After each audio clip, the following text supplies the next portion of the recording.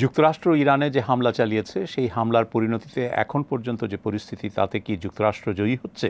আপাতদৃশ্যে মনে হতে পারে যে ইরানে তাদের লক্ষ্য অর্জিত হয়েছে, কারণ তারা ইরানে ক্ষমতার পরিবর্তন ঘটানোর জন্য ক্ষমতার শীর্ষে থাকা সর্বোচ্চ আধ্যাত্মিক নেতা আয়াতুল্লাহ খামেনিকে হত্যা করতে পেরেছে। কিন্তু আয়াতুল্লাহ খামেনিকে হত্যা করার মাধ্যমেই কি যুক্তরাষ্ট্র তার লক্ষ্য অর্জন করতে পারবে? আদতে সেই সম্ভাবনা কিন্তু দেখা যাচ্ছে না, এবং সেই সম্ভাবনা নেই বললেই বলা চলে। কারণ দেখা যাচ্ছে যে ইরানে আয়াতুল্লাহ খামেনির হত্যাকাণ্ডের পরও সরকারের ক্ষেত্রে তেমন বড় ধরনের কোনো পরিবর্তন ঘটেনি। সরকার ক্ষমতায় রয়েছে এবং পরিস্থিতি সরকারের নিয়ন্ত্রণে রয়েছে। ইরানের যে রেভলিউশনারি গার্ড, বিপ্লবী সেনাবাহিনী, সেই ইসলামিক বিপ্লবী সেনাবাহিনী তারা পরিস্থিতি নিয়ন্ত্রণে রেখেছে এবং পাল্টা আক্রমণ তারা পরিচালনা করতে তাদের যে সক্ষমতা বা সামর্থ্য তার প্রমাণ রেখে চলেছে। তারা ইতিমধ্যেই পাল্টা আক্রমণ হিসাবে চালিয়েছে প্রতিবেশী দেশগুলোতে যেই সব জায়গায় আমেরিকার সামরিক ঘাঁটি আছে অথবা সামরিক বাহিনীর উপস্থিতি রয়েছে সেই সব জায়গায়। এগুলোর মধ্যে রয়েছে ইউনাইটেড আরব এমিরেটস, কাতার, সৌদি আরব, জর্ডান, এমনকি সিরিয়া এবং ইরাকও। ইরাকে যদিও ইরানের বন্ধুপ্রতিম সরকার ক্ষমতায় আছে বলে মনে করা হয়, কেননা ইরাকে শিয়া সম্প্রদায়ের একটা রাজনৈতিক ক্ষমতায়ন রয়েছে এবং রাজনীতিতে বড় ধরনের ভূমিকা রয়েছে। তা সত্ত্বেও ইরাকে যে সামরিক ঘাঁটি মার্কিন যুক্তরাষ্ট্রের ছিল সেটা আক্রমণের শিকার হয়েছে। সেদিক থেকে বলতে গেলে এই যুদ্ধ এখন আর শুধুমাত্র যুক্তরাষ্ট্র এবং ইসরায়েলের ইরান বিরোধী অভিযান নয়, এখন এটা পুরো মধ্যপ্রাচ্য জোড়া একটা যুদ্ধের রূপ নিয়েছে। এবং এই পুরো মধ্যপ্রাচ্য জুড়ে যে যুদ্ধের আগুন এখন ছড়িয়ে পড়েছে, সেটার কারণে এর সুদূর প্রসারী প্রভাব সারা বিশ্বেই অনুভূত হতে শুরু করেছে। মধ্যপ্রাচ্যের শুধু গ্যাস এবং জ্বালানি সম্পদ, জ্বালানি তেল সেটারই যে কেন্দ্র রয়েছে তা নয়, বা সেই জ্বালানি সরবরাহের উৎস হিসাবে এই দেশগুলো যে খুব গুরুত্বপূর্ণ শুধু সেটা নয়। এই দেশগুলো বিনিয়োগের ক্ষেত্রে, ব্যবসা বাণিজ্যের ক্ষেত্রে এবং পর্যটনের ক্ষেত্রে বেশ গুরুত্বপূর্ণ ভূমিকা রাখে। যেমন আমরা যদি ধরি ইউনাইটেড আরব এমিরেটস বা সংযুক্ত আরব আমিরাতের কথা, সেখানকার দুবাই কিংবা শারজা, এই সমস্ত শহরগুলো, এই সমস্ত প্রদেশগুলো ব্যাপকভাবে প্রবাসীদের আকৃষ্ট করে। বিভিন্ন দেশের প্রবাসীরা, বিশেষ করে পাশ্চাত্যের দেশগুলোর বিপুল সংখ্যক প্রবাসী সেই সমস্ত দেশে থাকেন এবং বিলাসী জীবনযাপন করেন। সেখানে খুবই উন্নত মানের জীবনযাত্রার ব্যবস্থা রয়েছে। তো সেই সব জায়গায় জীবনযাত্রা কিন্তু অচল হয়ে গেছে এখন, এবং একটা অস্থির পরিস্থিতি, ভয়ের পরিস্থিতি তৈরি হয়েছে। একইভাবে কাতারে, কুয়েত সিটিতে কিংবা অন্যান্য যে সৌদি দেশ শহরগুলো রয়েছে সেই সমস্ত শহরগুলোতেও এই আতঙ্ক ছড়িয়ে পড়েছে। বাহরাইনের কথাও এখানে উল্লেখ করা দরকার।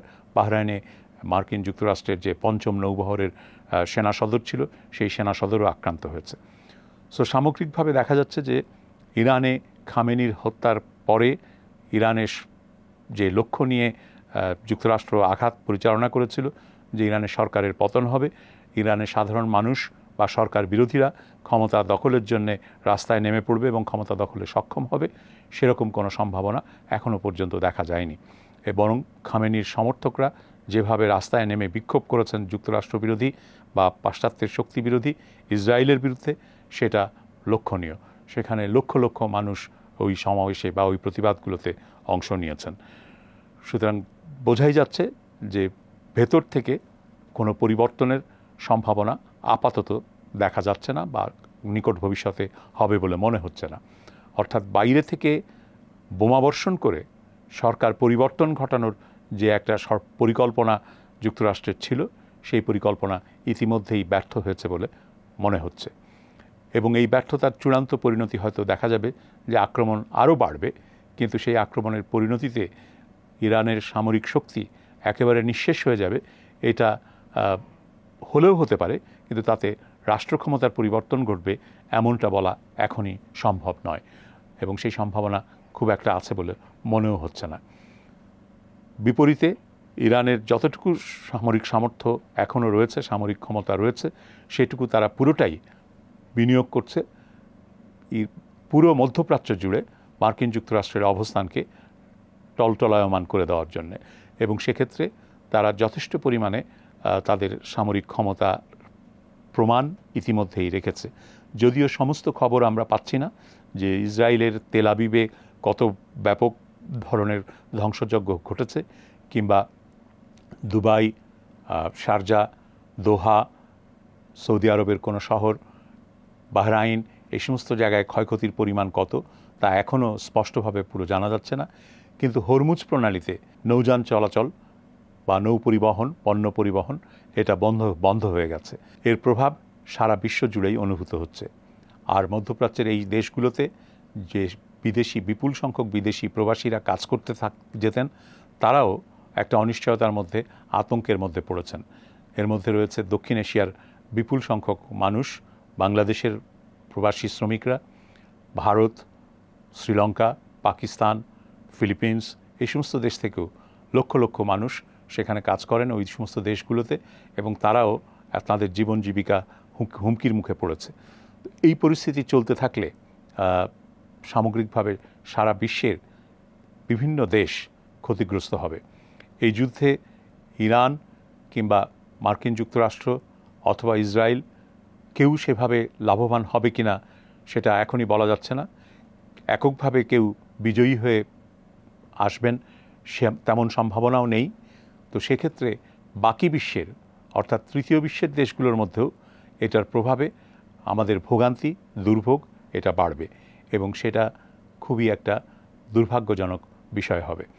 সে কারণে দ্রুত যেটা প্রয়োজন সেটা হচ্ছে যে বিশ্ব নেতৃত্বের, রাজনৈতিক নেতৃত্বের তারা সম্বিত ফিরে পান এবং তাদের মধ্যে শুভবুদ্ধির উদয় হয়। যত দ্রুত সম্ভব এই যুদ্ধ বন্ধের জন্য তাদের তৎপরতা নেওয়া দরকার, উত্তেজনা কমানোর চেষ্টা করা দরকার, এবং এই যুদ্ধের সমাপ্তি টানা দরকার। তা না হলে বড় ধরনের ক্ষতি হয়ে যাবে। সারা বিশ্বের জন্যেই একটা বড় অর্থনৈতিক সংকটের সম্ভাবনা, আশঙ্কা বাস্তবে রূপ নেবে।